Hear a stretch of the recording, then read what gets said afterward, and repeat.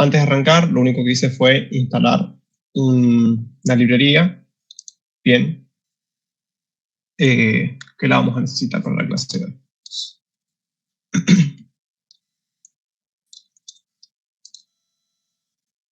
Bien, vamos a importar las librerías, son las mismas de siempre. Vamos a utilizar dsklearn, la separación, las búsquedas por validación cruzada y random forest. Bien, vamos a hacer una regresión hoy.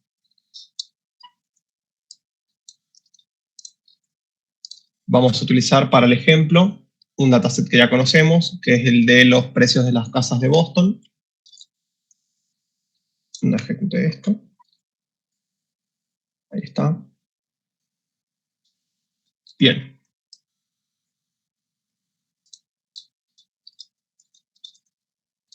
Como lo estoy importando a partir de una URL, lo que me traigo es un arreglo que lo transformo, mejor dicho, un CSV, que lo transformo en un arreglo y le pongo nombres a las columnas para que me quede como un data frame. Bien. Ya conocemos un poco de qué trata. Teníamos tasa de criminalidad, lo hicimos con el árbol de decisión. La variable de, por ejemplo, si estaba a la orilla del río, calidad del aire, habitaciones, que recordemos que era de las que más peso tenía, antigüedad, distancia a los centros de empleo,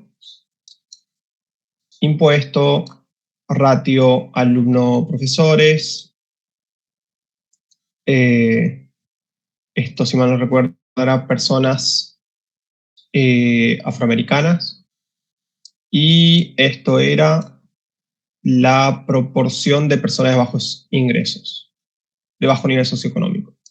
Y la variable objetivo que nos interesa a nosotros luego predecir, ¿sí? Porque era una regresión, que era el precio de las casas en promedio. Bien. Vamos a arrancar directamente con el modelo, porque ya conocemos el dataset. Vamos a separar en entrenamiento y prueba, ¿sí? 80-20, le decimos cuál es la variable dependiente y vamos a hacer un modelo preliminar, ¿sí? Vamos a utilizar los siguientes hiperparámetros. Cantidad de estimadores, bien. Esto lo que nos determina es la cantidad de subárboles, ¿sí? O de modelos que se van a entrenar, ¿sí? Recordemos que se entrenaban en simultáneo n árboles, que también había varias formas o varias estrategias de definir la cantidad, ¿sí? Por ejemplo, podía ser la cantidad de predictores, es decir, de las variables dividido en 3, otra era la raíz de la cantidad de las variables, etc. Bien.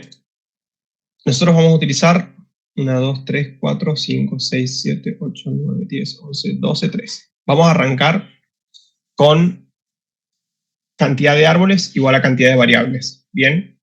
Esto era lo mismo que hacer un proceso de bagging, un modelo de bagging cualquiera. Bien. ¿Por qué? Porque trabaja con igual cantidad de modelos que de predictores. Luego,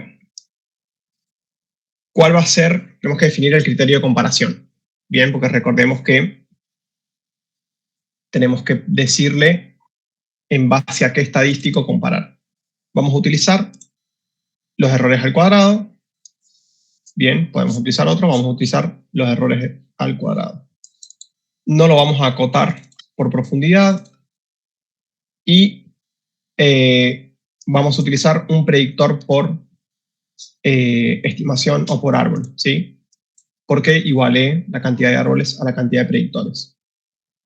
Esto se puede acá probar distintas combinaciones, ya lo vamos a hacer, ¿sí? Son los dos hiperparámetros más, o con los que más puedo jugar para probar distintas combinaciones, igual que probamos, por ejemplo, las distintas arquitecturas en redes neuronales. ¿Se acuerdan que probamos para distintas combinaciones de cantidades de neuronas y de capas, bueno, acá tenemos estas dos para probar, más que nada.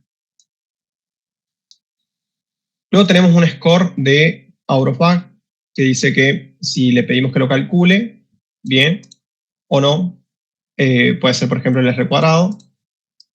Por defecto lo podemos dejar false, bien, para no incrementar el costo computacional. ¿Por qué? Porque ¿qué pasa si lo prendemos? Si yo lo vuelvo true, bien, lo que va a hacer es hacer el procedimiento, ¿sí? Recordemos que lo que hacía era, por ejemplo, agarrar una observación que sabe que no está en un árbol, porque además tendría que llevar el registro si lo enciendo al hiperparámetro, y utilizarla como parte del grupo de testeo para los árboles en los que sé que no está, ¿sí? Todo eso le demandaría más costo, ¿bien? Por ahora lo vamos a dejar apagado, porque quiero hacer un modelo preliminar y después lo podemos encender para que haga tanto el modelo como el testing a la vez. Entonces, todo esto sería la definición del modelo y acá lo entreno, ¿bien? Me dice las características que tiene, variables por modelo 1, cantidad de estimadores o modelos, submodelos serían árboles 13.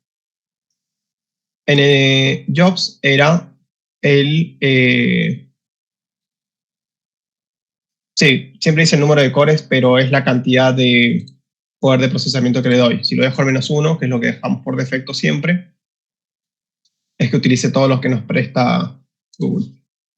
Y bueno, el valor semilla para que pueda reproducir el experimento por si quiero hacerlo. ¿Esto qué me da?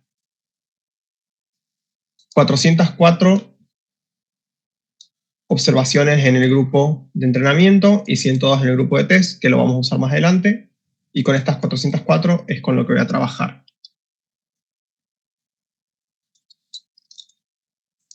Bien. Acá ya estaría entrenado mi modelo, ¿sí? Voy a definir una función que me calcule la media del error al cuadrado, ¿sí? Simplemente es la cuenta matemática. ¿Sí? Tengo la media del error, que me lo traigo de las métricas de Scaler, y a eso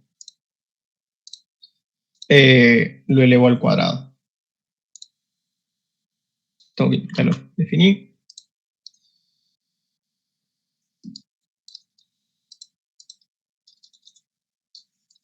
Entonces, si yo realizo las predicciones de mi modelo, voy a tener ya los valores reales, ¿sí?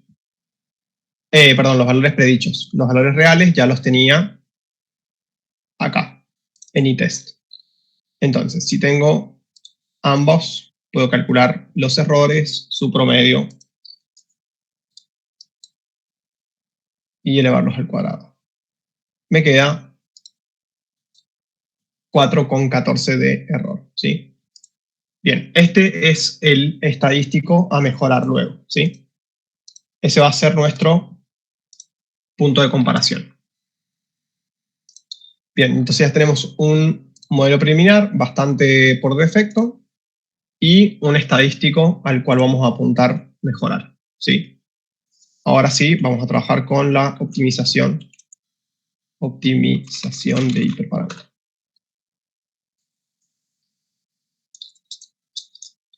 Bien. Ahora sí me va a interesar que calcule esto. Bien. Entonces, voy a generar una lista vacía en donde voy a guardar los scores de entrenamiento y otra lista aparte en donde voy a guardar los scores del outback. Bien. Luego,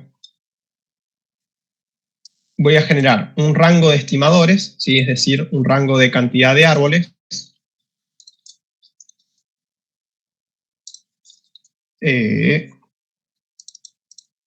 Más fácil si hago esto. Bien, esto, si mal no recuerdo, es de 1 a 150 en 5, ¿sí?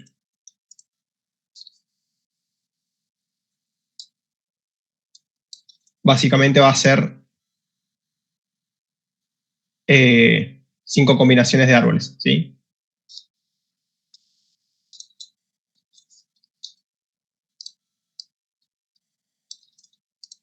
Ahora, en bucle, por cada cantidad de estimadores en este rango, vamos a ir iterando el entrenamiento. Bien, lo voy a definir, ¿sí? Con la cantidad de estimadores de la iteración, todo igual. Ahora sí voy a calcular y guardar el score. Bien, entreno mi modelo y guardo los resultados, ¿sí? Como esto es un bucle, con el append se van a ir guardando y me van a quedar en la lista. Yo a esto luego lo puedo graficar y me queda así.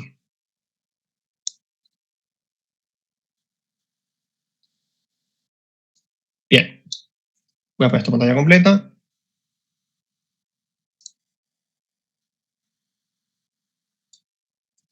Tenemos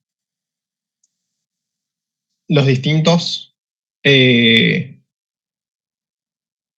cantidades de estimadores, es decir, de modelos, bien, en cada una de las, en cada uno de los entrenamientos del Random Forest, ¿sí? Por ejemplo, acá tendríamos 20 árboles, 40, 60, 80, etc. Y en este eje tenemos el R cuadrado, bien. Acá yo le dije, sí, el R al cuadrado. En realidad no es el R cuadrado. Esto, no, sí debe ser, pero no sé si lo está guardando ahí.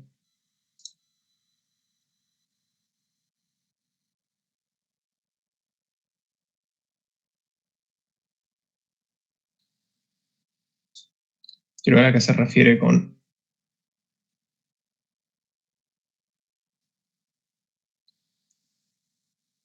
¿Cuál es el valor por defecto que guarda el out of bag?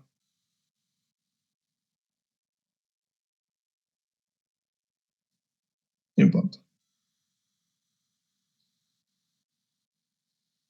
No lo voy a encontrar en esa documentación. Pero esto sí tiene que ser el R cuadrado. Bien. Entonces, tenemos en la curva azul los scores de entrenamiento, ¿sí?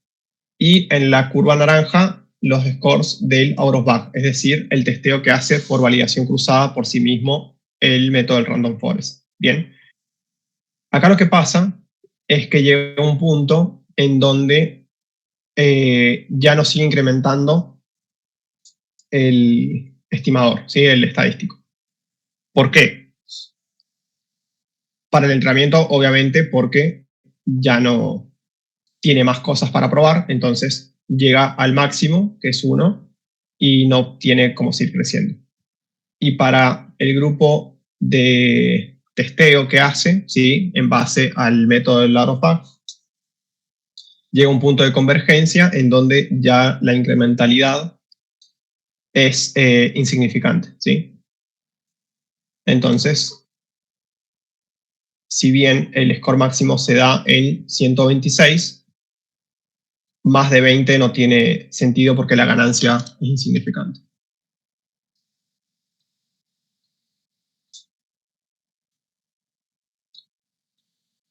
Si en comparación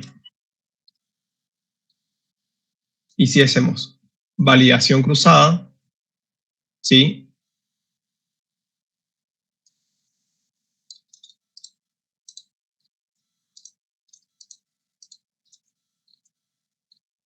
Vamos a hacer lo mismo, bien, con el error y vamos a calcularlo por validación cruzada, ¿sí? Pero utilizando como estadístico el error, la negativa del error en realidad.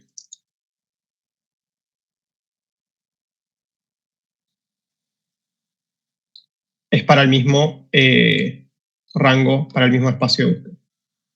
Ahí está entrenando, esto va a demorar un poco más, porque al hacerlo por validación cruzada es más lento.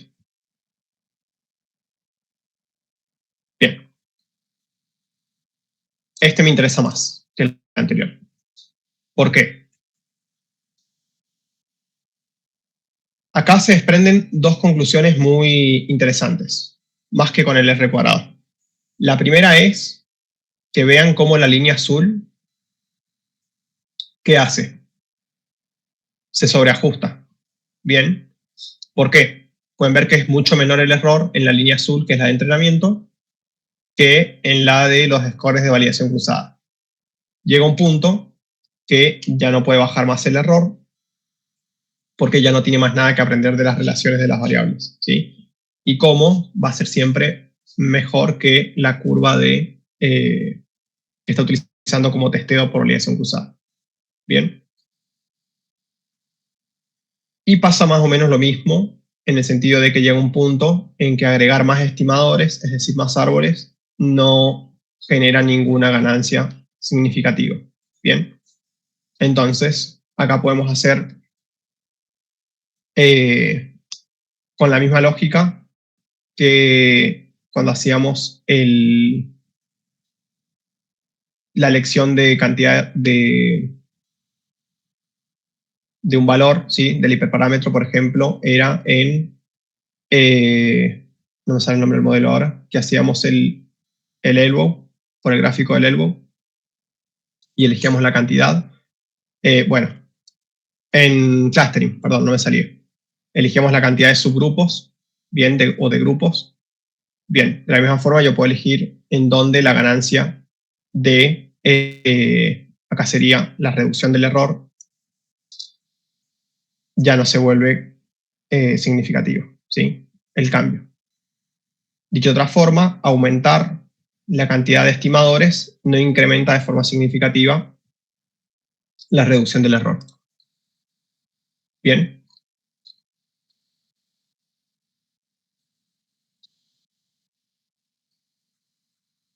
Siguiendo este método, en lugar del R cuadrado, el mínimo de error se obtendría con 66 estimadores.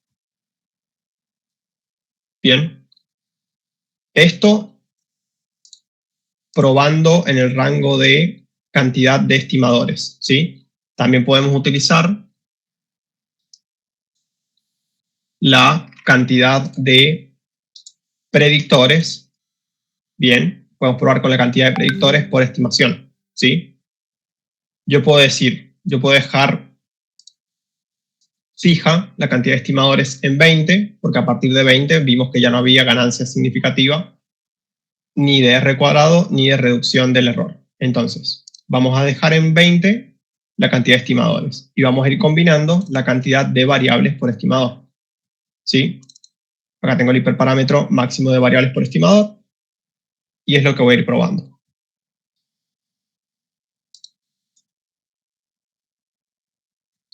Bien. Acá tengo el R cuadrado del grupo de entrenamiento y los scores del out of band. Entonces, el máximo se obtiene en 9 estimadores por, 9 predictores o 9 variables por estimador, ¿sí?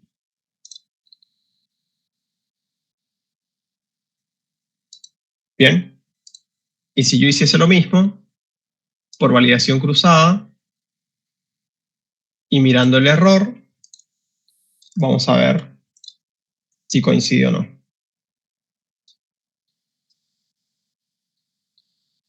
Bien, sí coincide. Acá, si yo miro el error, el mínimo se encuentra en 9 variables por predictor. Bien.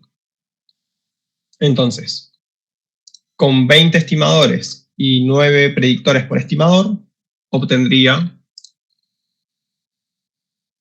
un modelo bastante más optimizado. Para comparar cómo redujimos el error respecto al modelo preliminar que teníamos, esto está en 3,2 aproximadamente, y la versión que teníamos original estábamos en 4,14. Bien, vamos a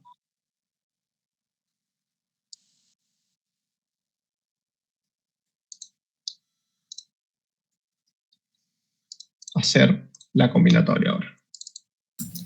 Profe, una consulta. Aquí con validación cruzada, ¿estás imprimiendo el error? Pues no veo el 3 o lo estás sacando del gráfico. A ojímetro lo vi del gráfico. Podríamos printearlo. A ver. De acá mismo. No, que toque.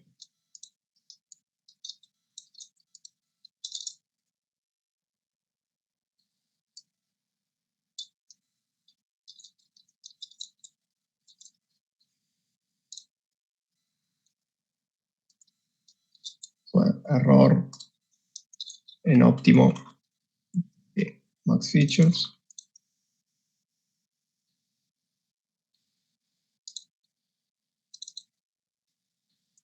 Estoy guardando los CB scores.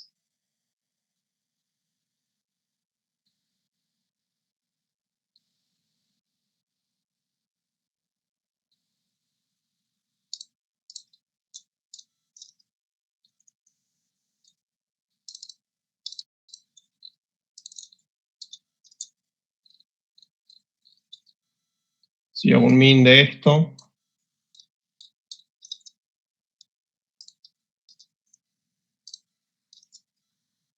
va a ejecutar todo. Bueno, no demoro tanto.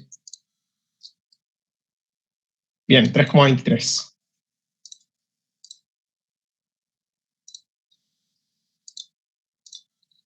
Bien, ahora vamos a hacer el grid search, es decir, combinar la búsqueda de los dos hiperparámetros.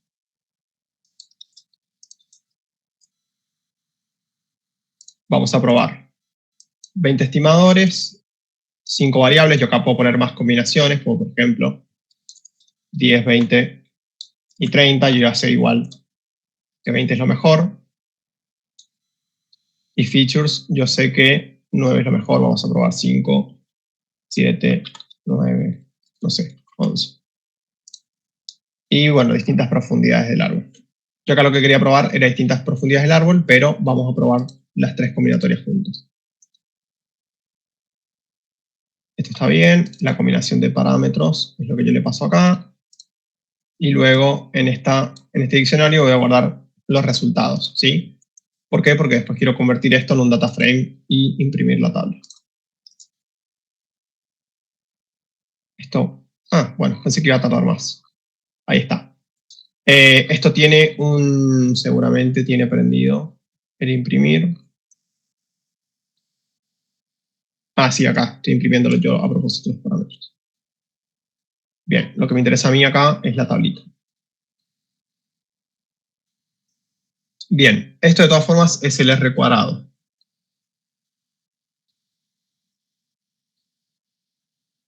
Me interesaría más imprimir el error. Esa es la duda que tenía, si acá puedo elegir. No, random state no.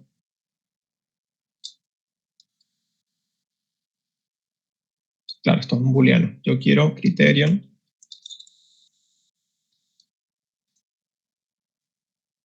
Pero quiero otro.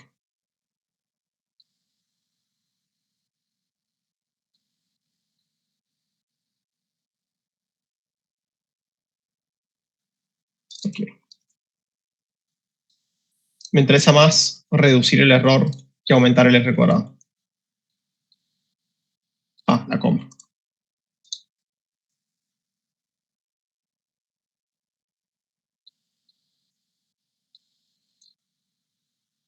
Bien, pero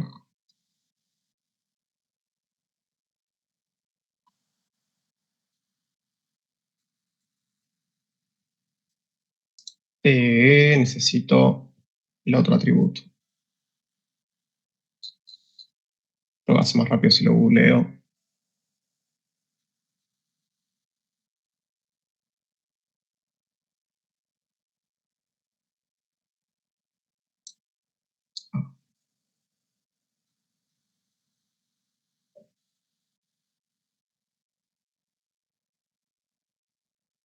Sí, lo hace más rápido si lo googleo.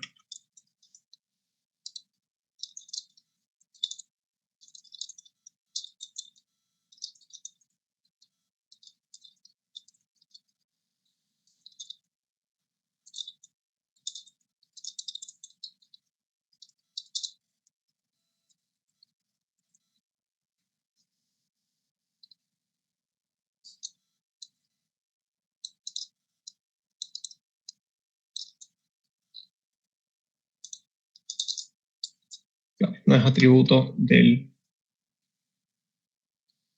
Claro, lo que pasa es que no es atributo. Bueno, se lo pongo acá.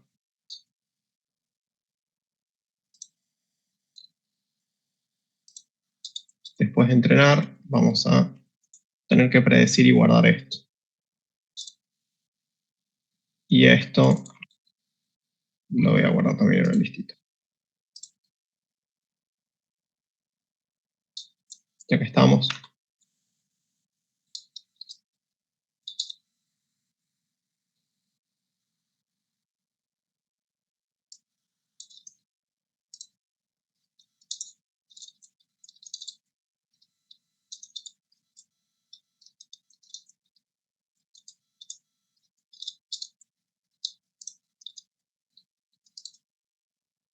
Total, voy iterando y voy guardando eso. Y este print lo voy a comentar porque no lo vamos a mirar ahora.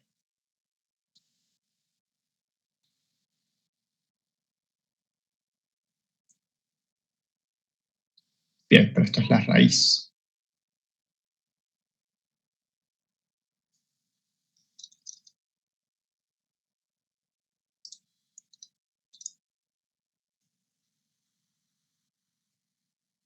Bien.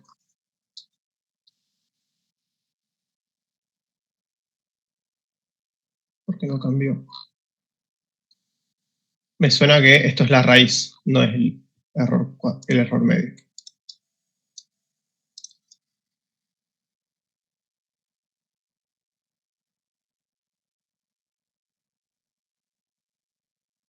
Bueno, ¿cómo es esto?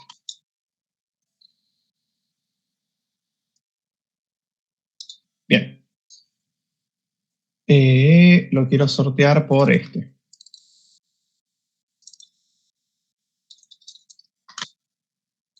Quiero que me ordene por el que menor error tenga. Ahora sí. Bien. Lo único que hice fue agregar el estadístico de la raíz del error cuadrado medio para priorizar eso antes que el R cuadrado. Bien.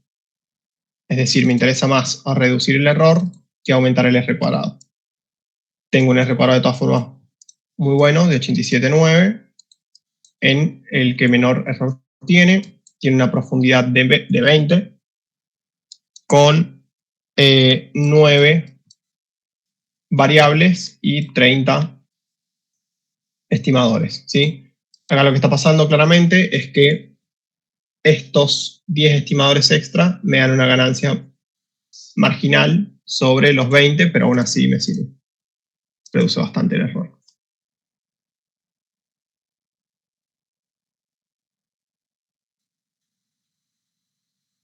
Bien.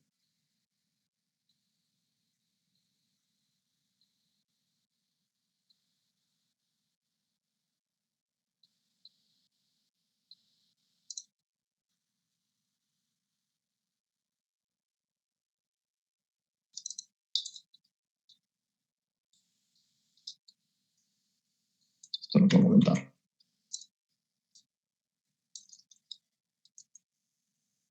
Porque lo terminé calculando aparte. Pensé que podía usarlo como atributo.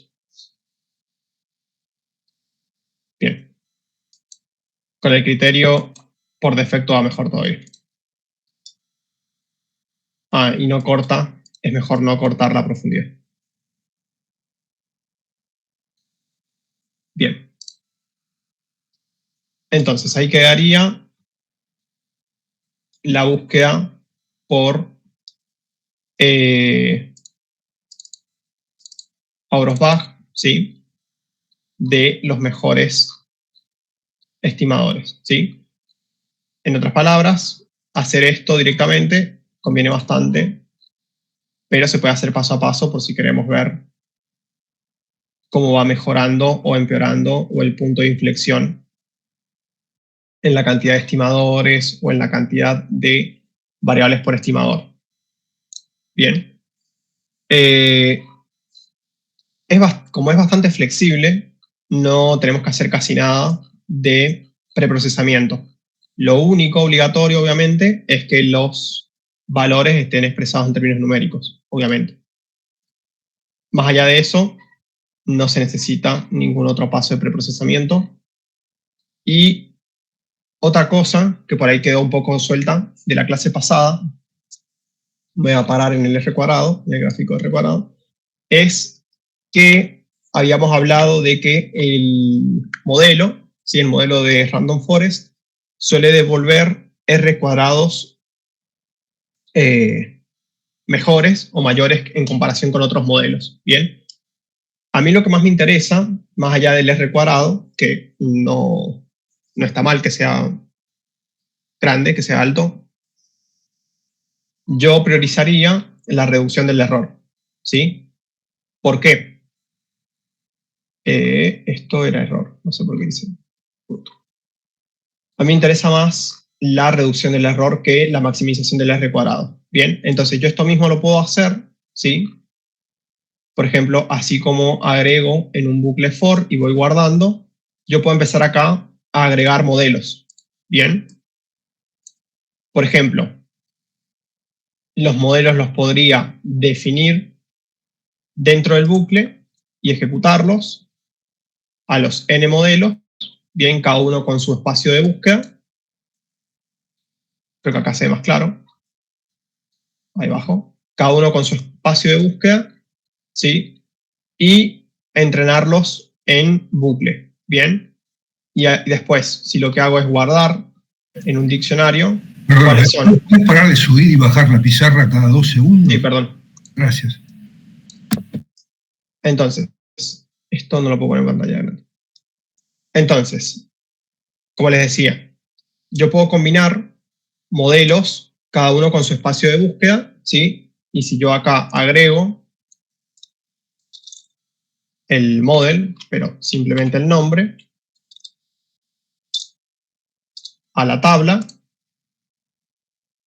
y luego comparo, por ejemplo, por el error, puedo hacer también una búsqueda por validación cruzada para n modelos, ¿sí?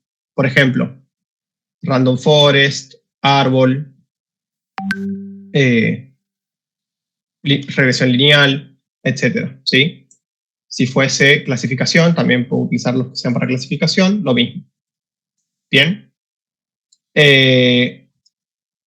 Eso sería la idea para el segundo parcial y es lo que vamos a empezar a practicar a partir de la clase que viene cuando ya hayamos cerrado este tema, que es de los últimos modelos que vemos. ¿Sí? Bien. Entonces en la tabla, en esta tabla, lo que obtendríamos es, obviamente acá tendría una columna extra que diría el modelo y podría comparar los distintos modelos cada uno con sus hiperparámetros. Bien. Profe, entonces en este ejercicio que le agregaste ahí el nombre del modelo, no haría nada eso, porque tenemos No tendrías una constante de Random Forest, por ejemplo. O sea, si ahorita lo vuelvas a correr, genera otra columna. No, porque no estoy guardando. Yo tendría que acá agregar. Y esto no sé qué va a guardar, pero a ver. Bueno, sí, está bien. Guarda el modelo definido, que es el display que hemos visto otras veces. Sí, bueno, así sirve también. Esto sigue el texto igual. Es el display con las características principales del mismo. Ok. Es el cuadradito este. El de las variables, ¿no? Y los sí, el que dice las variables. ¿Cómo se llama? Este display. Ajá. Estimador. Sí, estimadores. Okay. Te dice lo que definiste. Lo que está por defecto no te pone todos los hiperparámetros, obviamente los que quedan por defecto no los pone el display. Pero los que vos cambies a los que sean por defecto te los deja ahí. Y si vos imprimís esto, es este recuadro, ¿sí? Sirve para agregarlo a la tablita de resultados. Bien. Bajo. Entonces, ¿cuál serían los mejores hiperparámetros? va a ser el que esté primero, porque yo le dije que ordené de menor error a mayor, y tendríamos este, ¿sí? Este modelito. Bien, vamos a hacer lo mismo ahora para comparar. Vamos a hacer la búsqueda en un espacio, pero ahora utilizando la validación cruzada que ya conocemos, ¿sí? En lugar de usar el out of bag.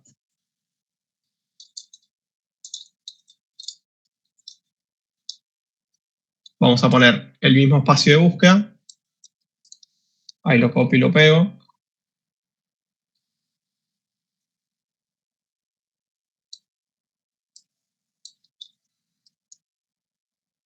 Y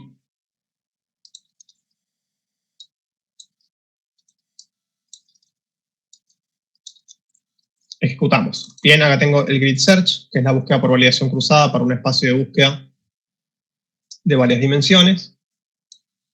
Y tenemos el random forest, valores por defecto, lo que queremos combinar, y el scoring va a ser la negativa de el error al cuadrado, de la media del error al cuadrado. Acá le agregué algo, pero no varía mucho, ¿sí? Es lo mismo que si hiciese 5. Acá lo que está haciendo es dividime la muestra, ¿sí? La muestra de entrenamiento, en 5 veces y repetime eso 3 veces, ¿sí? O sea, los randomiza 3 veces a esa división, de forma tal que quedan más mezclados. Pero en términos prácticos no cambia tanto, ¿sí? El dividirlo en 5 ya lo hace de todas formas aleatoriamente. Bien, luego todo lo demás está igual y vamos a ejecutar esto. Esto puede que tarde bastante más que lo que hicimos recién porque es menos eficiente. De todas formas, creo que no tenemos una cantidad de... Le dan 400 observaciones nomás, no tenemos una cantidad de muestra suficiente como para que se note tanto la diferencia. De todas formas, está tardando un poquito. Profe, si esto tiene 3 repeticiones, ¿que nos tira 3 cosas o qué? Claro. O sea, no te devuelve 3 cosas, te devuelve mezclado 3 veces. Ok. O sea, 3 resultados. Dice, claro. Repite los false n veces con distintas randomizaciones en cada repetición. Lo mezcla un poco más, básicamente. Pero creo que trabaja con la misma. Después o sea, el return son k-false, son lo mismo. No varía tanto.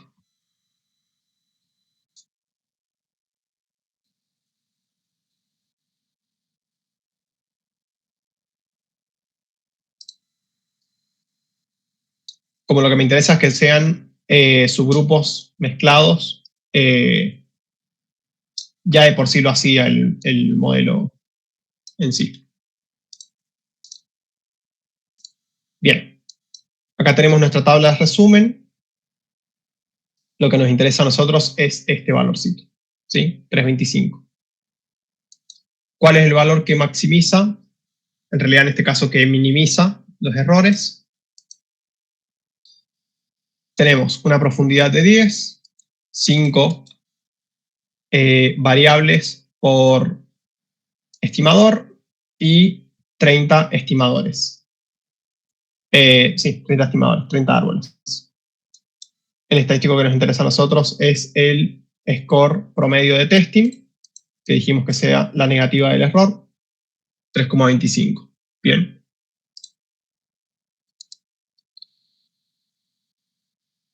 Para comparar, yo tendría que no lo hice, haber elevado esto al cuadrado. A ver. Acá al guardarlo, esto yo lo voy a elevar al cuadrado. Porque ven que está en términos sin elevar, o sea, la raíz. Bueno, simplemente elevo esto al cuadrado y listo.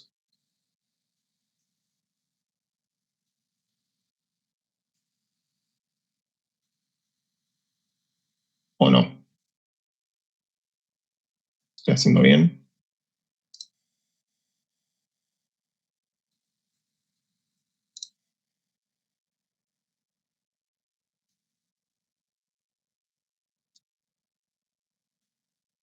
Esto está bien. Guarda esto al cuadrado.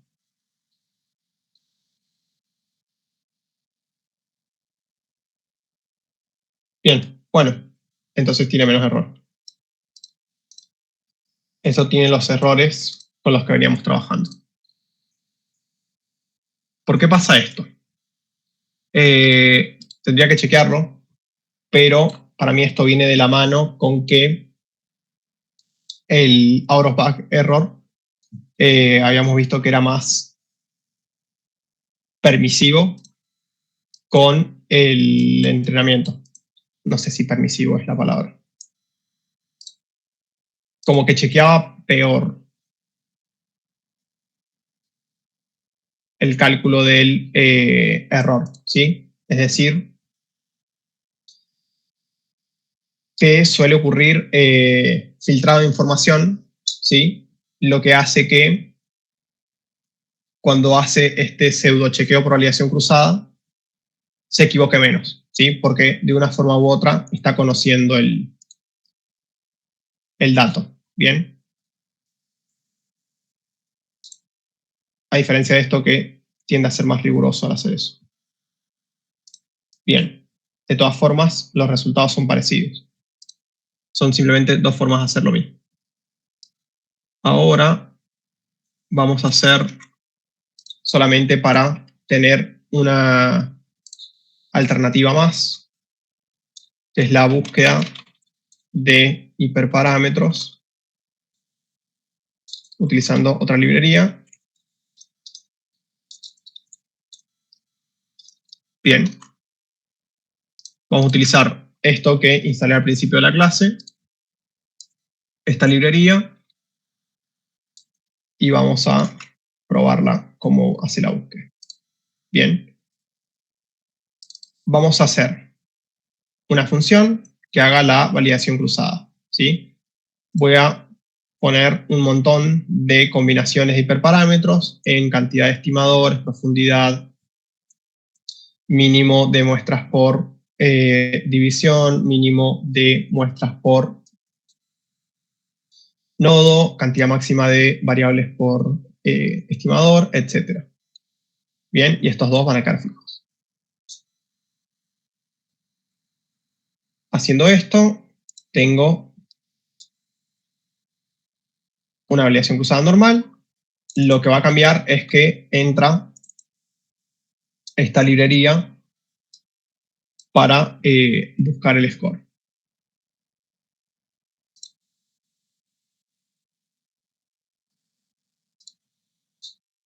Bien, acá no estoy haciendo nada, simplemente estoy definiendo lo que quiero que haga. La ejecución y el entrenamiento del modelo se realiza acá, en esta optimización.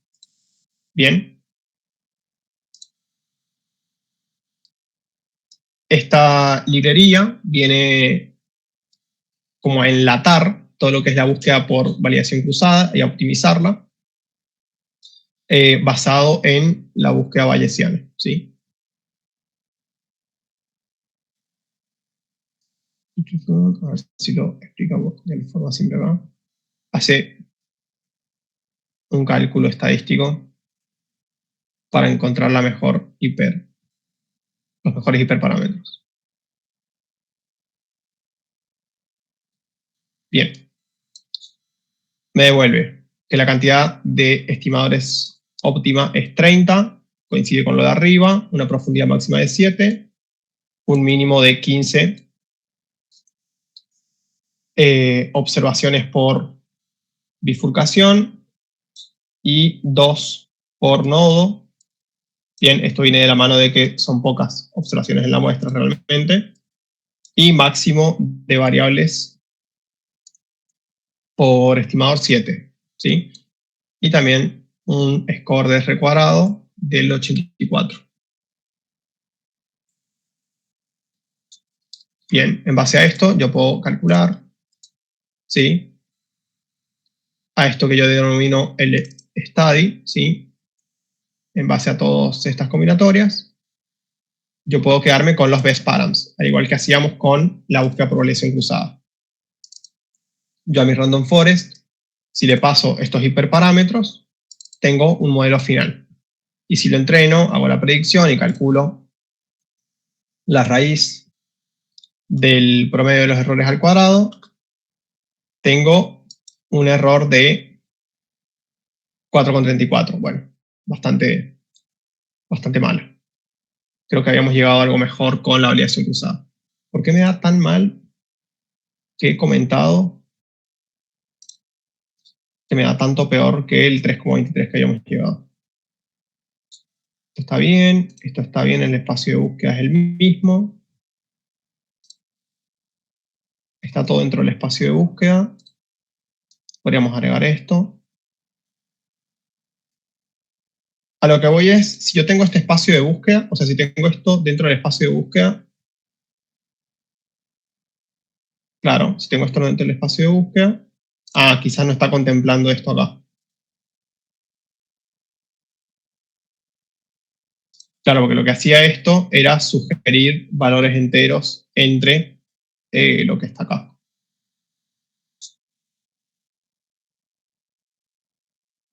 Quizás no estaba considerando lo que ya habíamos encontrado como la mejor combinación. Es simplemente otra forma de hacer. Puede ser. A ver. Muy probable.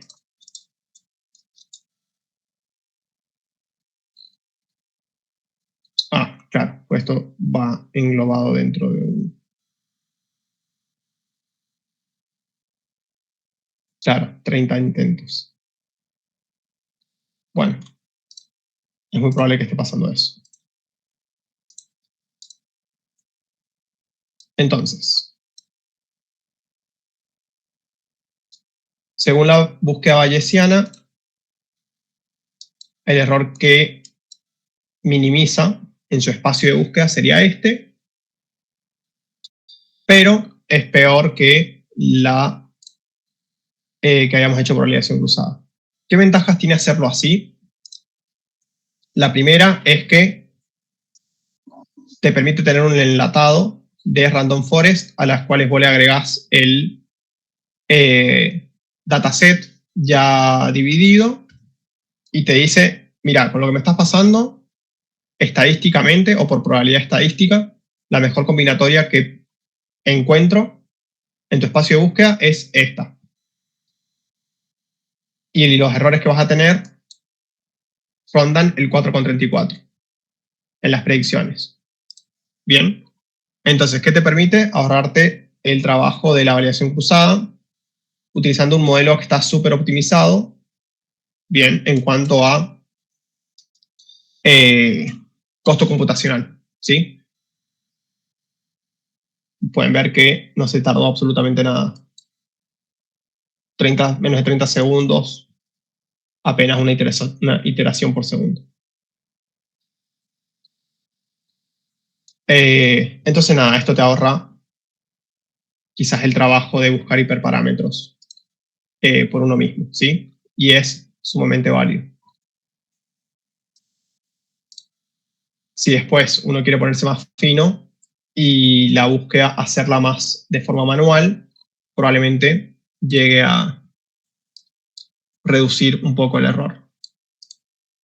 Bien, si nosotros quisiésemos saber la importancia de los predictores, es bastante fácil, porque podemos aplicar lo que vimos en la clase pasada de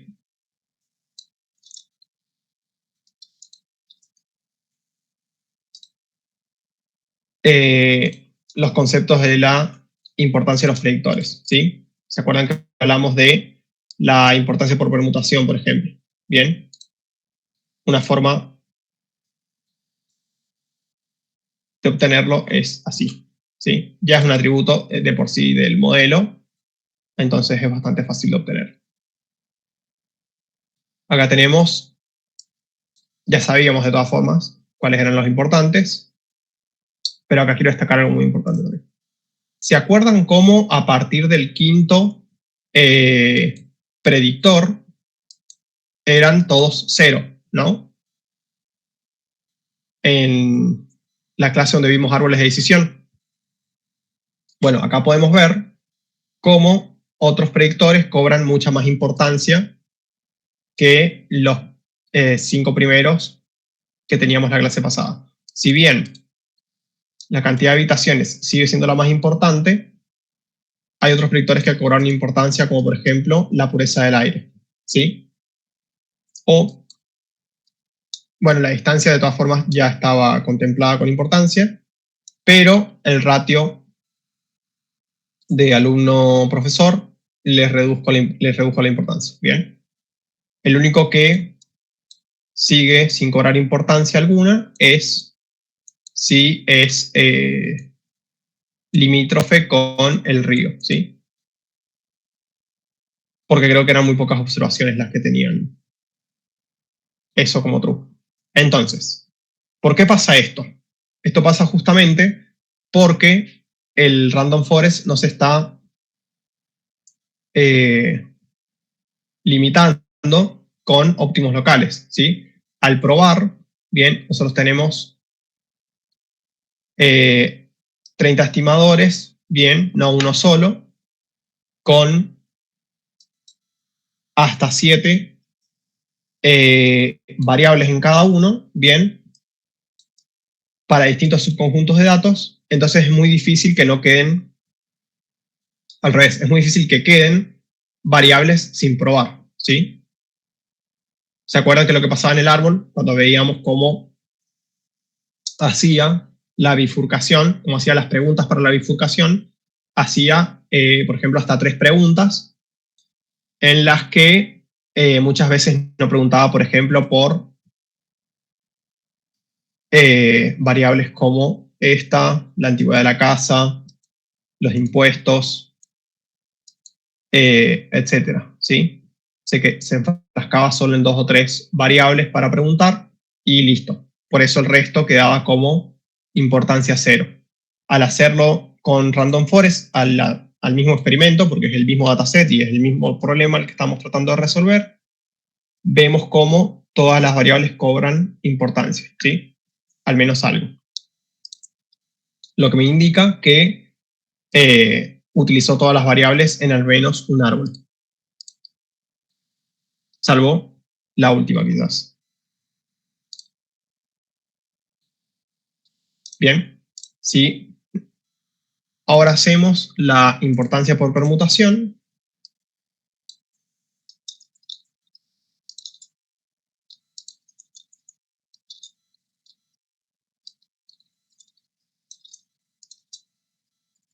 bien, que este es el método que hablamos la clase pasada, lo que vamos a buscar es la negativa de la raíz del error cuadrado. Obtenemos lo siguiente. Bien, acá tenemos el promedio para los 30 árboles, ¿sí? Y esto está ordenado. Sí, esto está ordenado. Bien. ¿Qué me quería decir esto? Recordemos que este valor me hablaba de importancia, ¿sí? No de relación entre las variables y la variable objetivo, ¿sí? Esto simplemente me dice, si vos movés la variable, por ejemplo, proporción de personas de bajo estatus socioeconómico, la variable objetivo va a cambiar tanto, ¿sí? Si yo calculo el promedio de todas las veces que cambia, me da 4,29, ¿bien? Lo que me dice que cambiar esta variable, es decir, no incluirla en el modelo, estarías empeorando, ¿sí? Lo mismo con la cantidad de habitaciones, ¿sí? Obviamente, como tiene importancia, como vimos recién, incluirla o no incluirla te va a mover el error, ¿sí? Lo mismo con la calidad del aire, etc. ¿Sí? Lo que esperamos de esto siempre va a ser que sea muy similar a la importancia de las variables que nos devuelve el modelo como atributo. Si yo esto lo pongo en términos gráficos,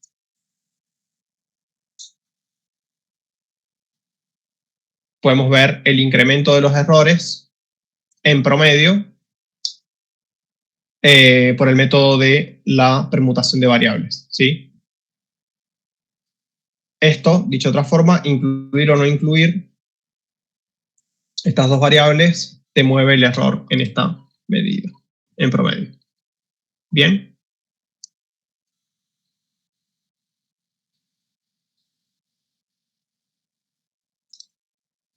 Entonces, eso sería un ejemplo de regresión utilizando este método de Random Forest. Es bastante sencillo de aplicar, sobre todo, y de entender. Tiene muy pocos pasos porque toda la parte del preprocesamiento no es necesario. Bien, y se obtienen resultados bastante certeros, ¿sí? Bastante efectivos. La otra ventaja que ya vimos es que escala bastante bien y que se pueden utilizar métodos para encontrar los mejores hiperparámetros de forma también bastante optimizada, ¿sí?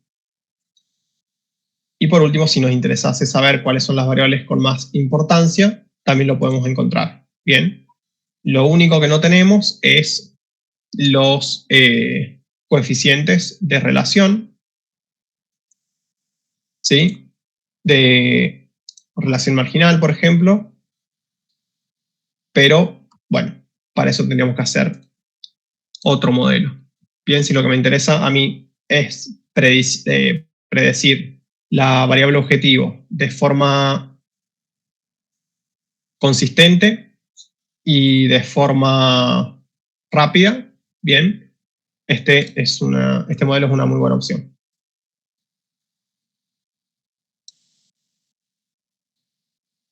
Sobre todo si tengo un dataset complejo, por ejemplo, con muchas observaciones y muchas variables. Lo que puedo hacer es, por ejemplo, utilizar 3 variables por estimador y ya podríamos salir prediciendo. O simplemente buscar la cantidad óptima y listo.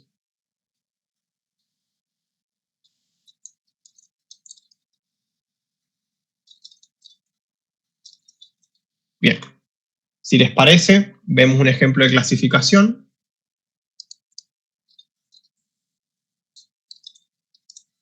¿Alguna duda hasta acá? Nada. Genial. Voy a importar todos los mismos métodos. Lo único que voy a cambiar es, en lugar del Random Forest Regressor, traerme el Random Forest Classifier.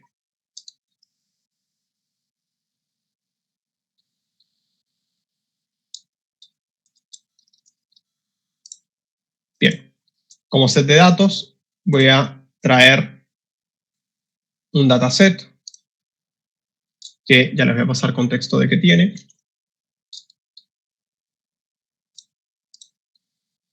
Ahí se lee bien. Este dataset tiene valores, ¿sí?, de asientos para niños, ¿sí?, para el auto, las sillitas de seguridad para los niños, ¿sí? Lo que queremos predecir es las ventas, ¿bien? Tenemos cantidades vendidas en miles,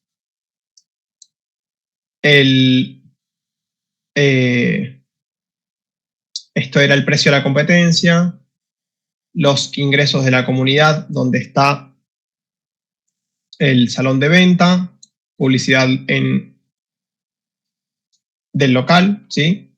población de la región, precio. Esto era la locación en el local, ¿sí? Si tenía una mala, buena o media locación, ¿sí? Del producto en la góndola. La edad de la población local, la educación también debe ser en promedio. Si el lugar es urbano o no. Y si la tienda está en Estados Unidos o no. Bien.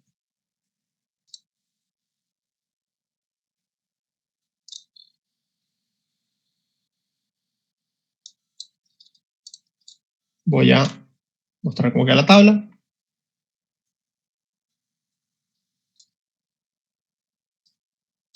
Y lo que vamos a hacer es categorizar, ¿sí? O mapear la variable ventas, ¿sí? Para decir si es ventas altas o no. Vamos a utilizar de forma arbitraria el valor 8 como altas, ¿sí? Si quieren podemos hacer un datos sales .describe. Tengo 400 observaciones, un promedio de 7,49. Si les parece, hacemos 8 como forma de decir, bueno, estoy significativamente por arriba del promedio. Vamos a considerar que las ventas son altas en este local, ¿sí? Entonces, una observación es las características y las ventas de un local, ¿sí? Tenemos el precio de la competencia, los ingresos de las personas de la región, etc. ¿Sí? Ya está todo. Bueno, en realidad esta me falta categorizar. Creo que las demás, bueno, y las binarias también.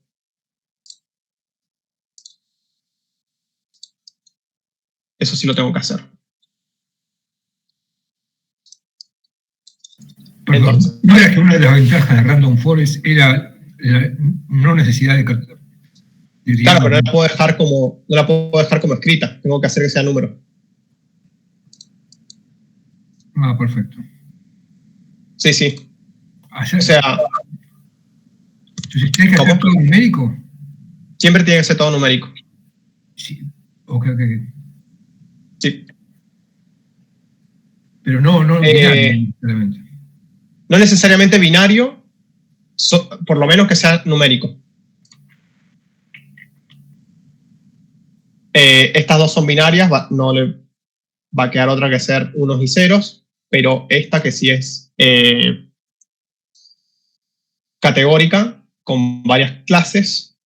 En otros modelos vimos que, por ejemplo, teníamos que idealmente tener una clase binaria, una variable binaria por clase, menos una. En este caso puede ser un mapeo como, por ejemplo, 0, 1, 2 o 1, 2, 3, pero que nos quede una sola variable. Acá es indistinto. Lo que sí no puede quedar es con valores no numéricos. Entonces vamos a separar y vamos a hacer la categorización de las variables no numéricas.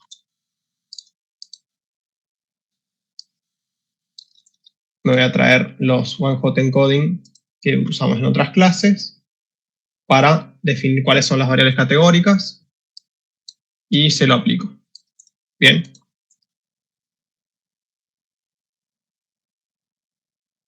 Bien. Acá, respecto al one-hot que hicimos en otra clase, hice un par de cambios. Sobre todo en el drop. Solo voy a hacer drop if binario. Bien. Si no es binaria, no hagas el drop. ¿Para qué? Para no perder, por ejemplo, en esta que no es binaria, por ejemplo, bad, ¿sí? Que me queden las otras dos. Podría mapearlo, sí, también, y sería el resultado prácticamente igual. Al resto de las variables, que serían todas las numéricas, no les hagas nada. Y esto lo guardamos en un arreglo. Bien, entonces, vamos a ejecutar esto.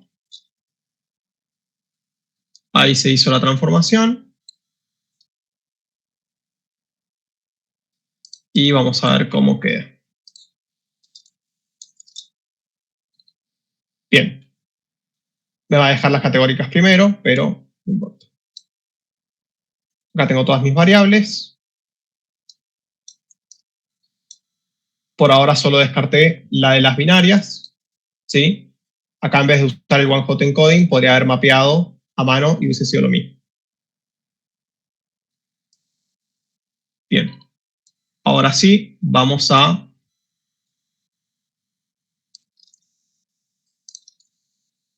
trabajar con el buscador, ¿sí? Vamos a hacerlo de forma manual. Acá estamos en clasificación, así que vamos a utilizar otros criterios, como por ejemplo el Gini y el de entropía, ¿sí? Tenemos cantidad de estimadores. Acá vamos a probar, no me voy a quedar con uno solo. Vamos a poner... a ver, como hicimos antes, voy a ir a buscarlo.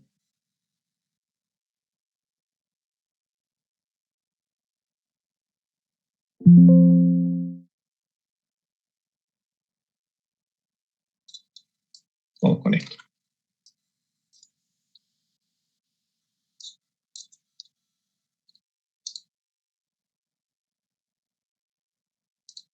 Variables tenemos 1, 2, 3, 4, 5, 6, 7, 8, 9, 10, 11. Vamos a agregar una más. Y profundidad sin podar, máximo 3, máximo 10 o máximo 20 y 2 criterios para probar. Vamos a guardar en un diccionario ¿probar la o precisión. Podar. Pero no acá dije podar. ¿No era que no era necesario la poda en no, podés comentarlo, pero vamos a dejar un criterio de parada. Uno solo. Para probar. Voy a entrenar esto y tenemos como estadístico la precisión. Bien, porque estamos en clasificación.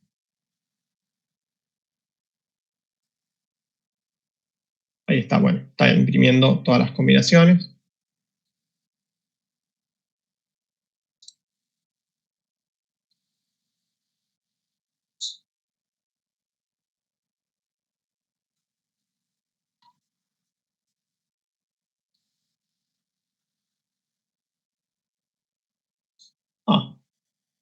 Tendría que haber puesto quizás menos combinación de estimadores. Pero bueno, va a quedar bien después. Bien.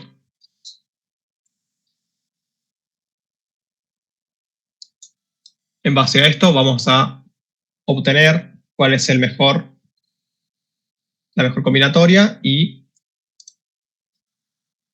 ya nos queda como modelo. ¿Sí, bien? Tengo una pregunta. El número de profundidad, ¿de dónde sale, digamos? O sea, ¿cómo sabes que tiene esa profundidad? Claro, nosotros lo utilizamos como criterio de parada. La profundidad las cuenta como la cantidad de preguntas seguidas que le hace cada árbol de decisión. Bien, si recordamos, a ver, ahí abro lo de la clase de árboles de decisión. Si recordamos el arbolito, cada uno de estos serían los niveles de profundidad. Bien. Sería la cantidad de bifurcaciones que se le hizo al set original. Bien. Acá sería 1, 2, 3. Acá cortaría, si fuese criterio ese, 3. No le haría más preguntas. Lo mismo para las distintas bifurcaciones. A eso se refiere. Claro, sí. Y vos pusiste 5, 10, 20. Perdón, pusiste 3, 10, 20. Sí, Como para que, o sea, para que llegue a la profundidad 3, 10, 20 sería, ¿no? claro. Ah. Para que pruebe con profundidad 3, es decir, muy acotado, 10 y 20 casi nada de acotado o directamente nada. Que no lo corte nunca. ¿Y cómo sabes que el árbol tiene 20 nodos, digamos, y no tiene 50? Eso lo sacás Como sé. Claro. Después me lo va a decir cuál fue la mejor. Bien. Por ejemplo, acá MaxDep me guarda cuál es la profundidad máxima como criterio de parada que tuvo al ser entrenado ese árbol, ese modelo. Ok, está bien. Bien, los modelos de esta iteración fueron entrenados con un criterio de parada de 20 de profundidad. Estos directamente sin ese criterio. Está bien. Gracias. Y son 31 árboles. De nada. Y la precisión que obtenemos es de 85,31. Bien. El criterio por el cual va trabajando en lugar de el Gini era el de entropía, ¿sí? Que ahí repasamos qué era.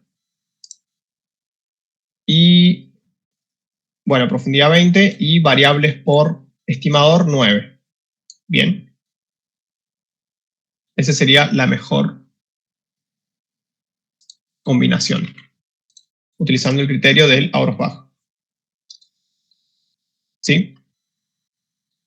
Profe, yo me quedé, o sea, como yo sé, como que con la misma pregunta va con los de Emi, o sea, ¿cómo sé que estaba 10 y 20 y 30, ok, y no le meto 50? No sé. Si la pregunta va en ese sentido, Ajá. No, yo defino un espacio de búsqueda que considero acorde y si quiero lo puedo ampliar o directamente puedo no considerar el hiperparámetro y que utilice el hiperparámetro por defecto. Bien, acá hay 1000 otros hiperparámetros que no estoy utilizando, simplemente agrego algunos para que pruebe. Bien, esto es completamente arbitrario, ¿sí? Que también es uno de los problemas que tiene esto.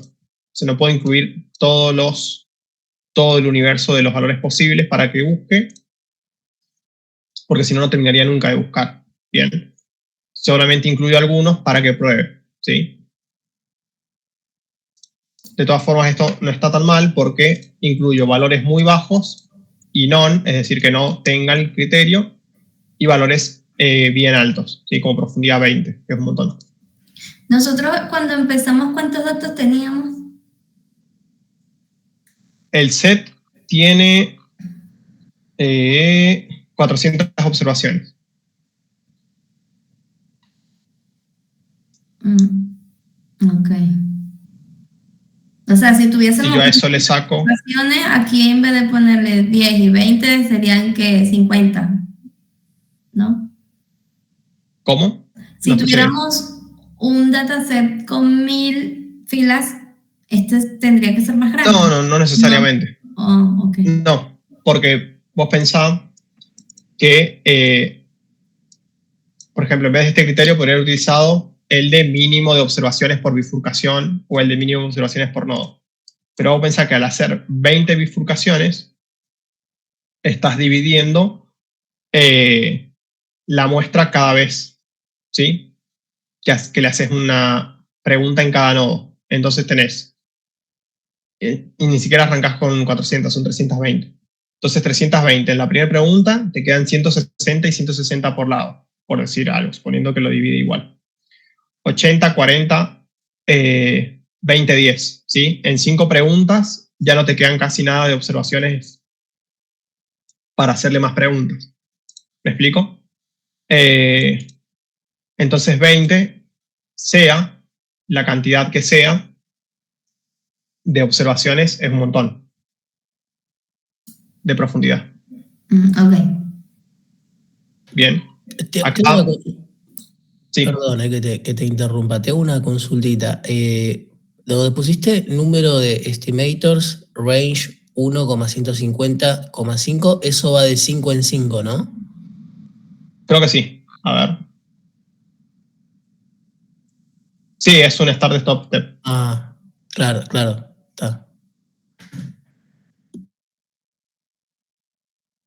Sí, sí. A ver, creo que lo podemos ver acá. Sí, va de 5 en 5. Sí. Los N-estimators eran la cantidad de árboles, ¿correcto? Sí, los Sobre- estimadores son la cantidad de árboles. Del bosque. Voy a ocultar esto. Claro. Son la cantidad de árboles. No confundirlo con con los features, que son la cantidad de variables por árbol. Correcto. Sí. Entonces, eso quiere decir que va a tener o 5, 7, 9 u 11 variables por árbol máximo. Bien. Va a poner con un árbol, con 6 árboles, con 11 árboles y hasta 150. Uh-huh. Sí. Para cada una de estas combinaciones. Es decir, un árbol con 5, un árbol con 7, con 9, con 11, después 6 con 5, sí. Claro. Y lo que mejor estima, lo más preciso, es 20 de profundidad, es decir, no limitarlo, 9 variables por árbol y 31 árboles. Que quiere decir que a partir de 31 árboles no se vuelve más preciso.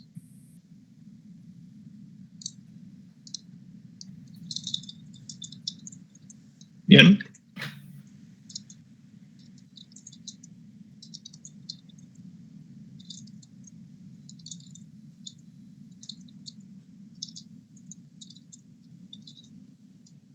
Entonces, con esto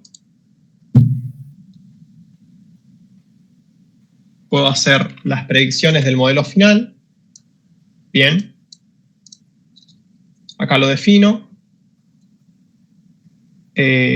¿Por qué profundidad 10?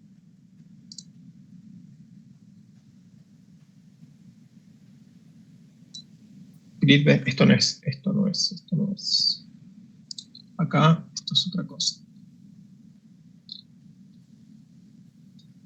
Yo tendría que definirlo. Vamos a definirlo manualmente.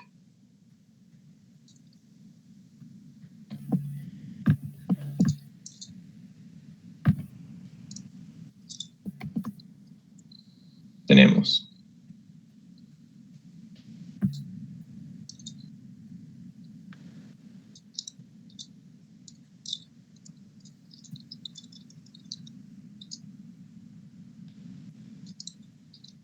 cantidad de estimadores 31.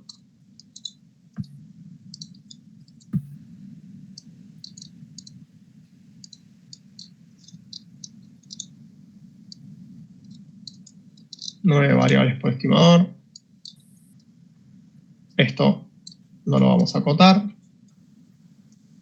Y entropía.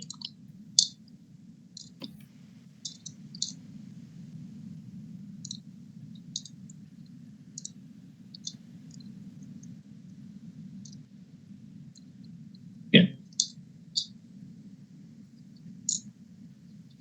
Lo entrenamos.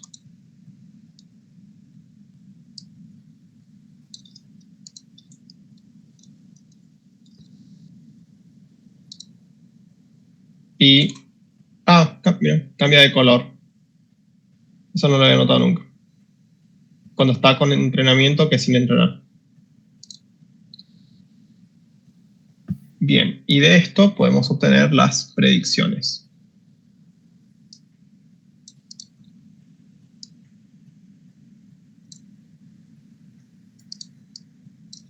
Y una vez que tenemos las predicciones, podemos hacer la matriz de confusión.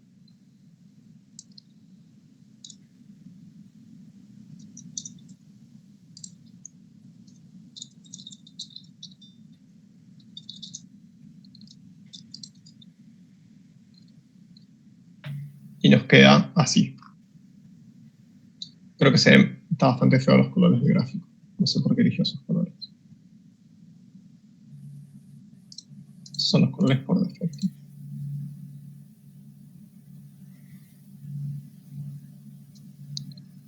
Bien.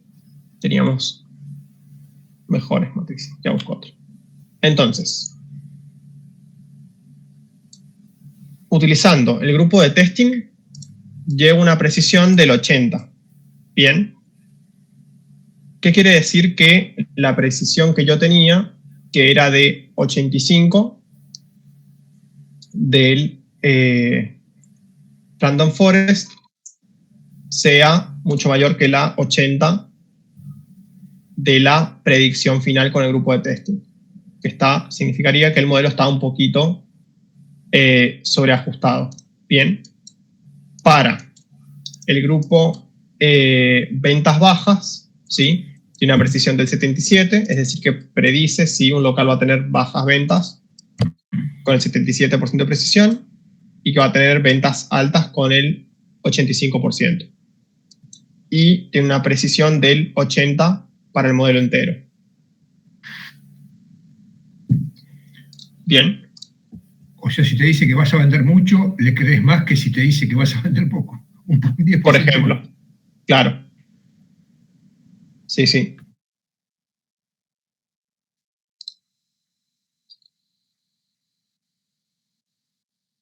Bien. Modelo final. Está bien, son las predicciones del modelo final. Sí. Bien. Lo último que se puede hacer con esto, obviamente quizás probar con otro espacio de búsqueda o otras combinaciones, pero lo último que nos queda por ver es la importancia de los predictores.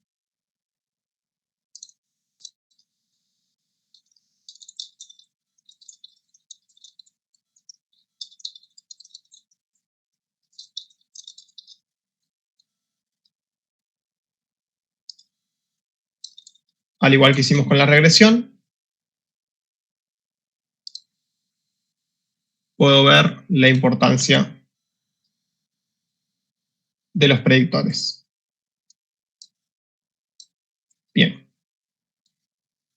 Tenemos, el más importante es el precio, lógicamente. Luego que tenga una buena ubicación en la góndola. Ese es quizás la sorpresa. O el menos esperado. Luego el precio de la competencia, lógicamente.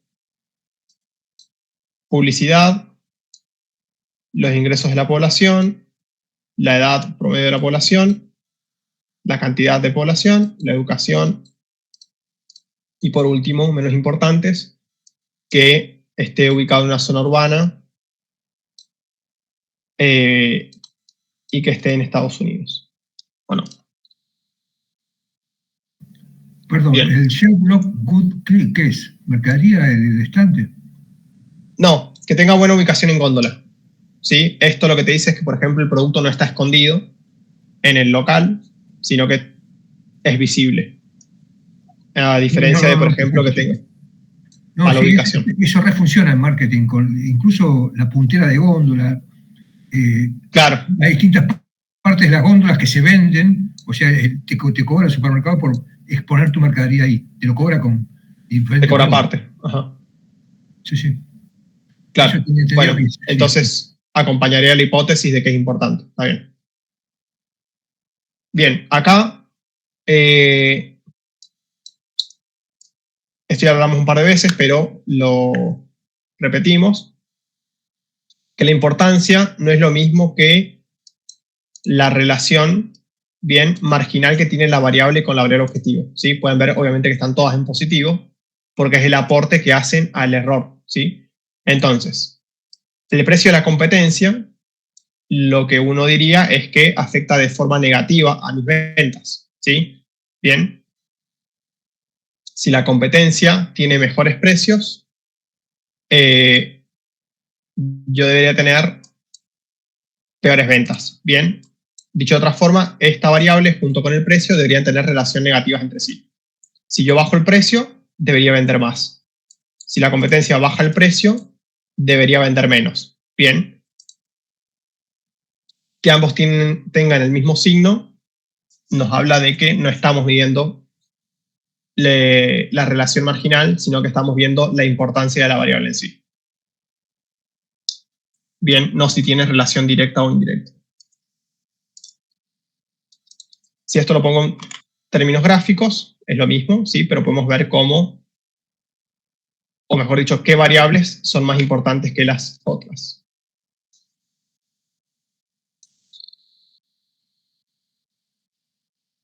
Bien.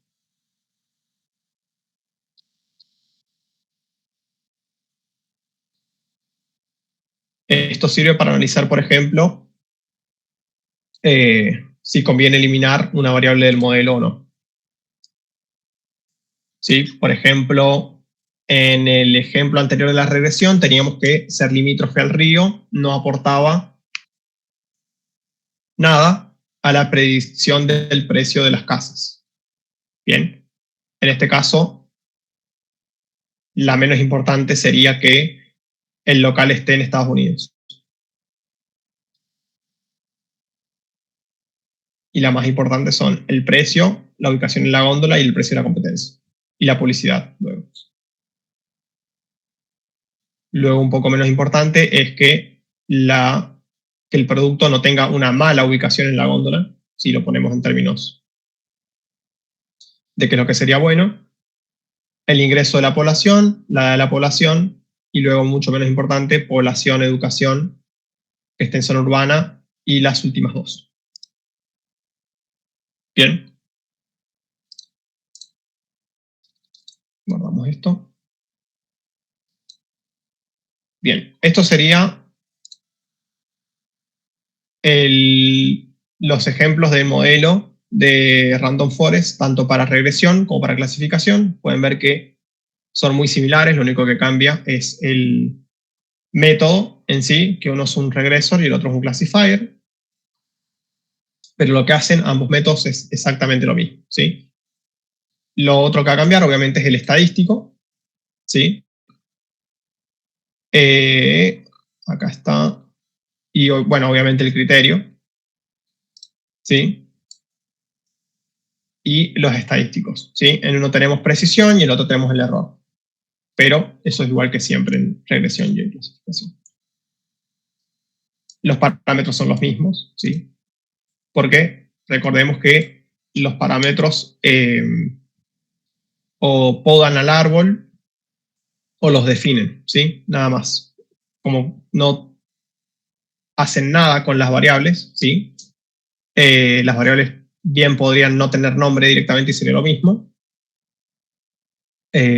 Solamente nos sirve para luego hacer interpretaciones nosotros. Bien. Entonces, esto es un modelo que es siempre muy flexible para cualquier tipo de dataset y funciona bien, como vimos recién con la búsqueda bayesiana, ¿sí? Utilizando ese método, se puede hacer un enlatado bastante flexible que, independientemente del dataset, encuentre la mejor combinación de hiperparámetros y luego poder definir fácilmente un modelo final para ese dataset. Bien.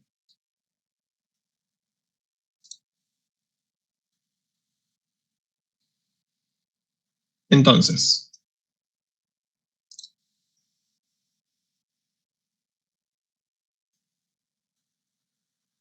habíamos definido fecha del parcial para el 2, ¿no? No, para el 25, ¿verdad?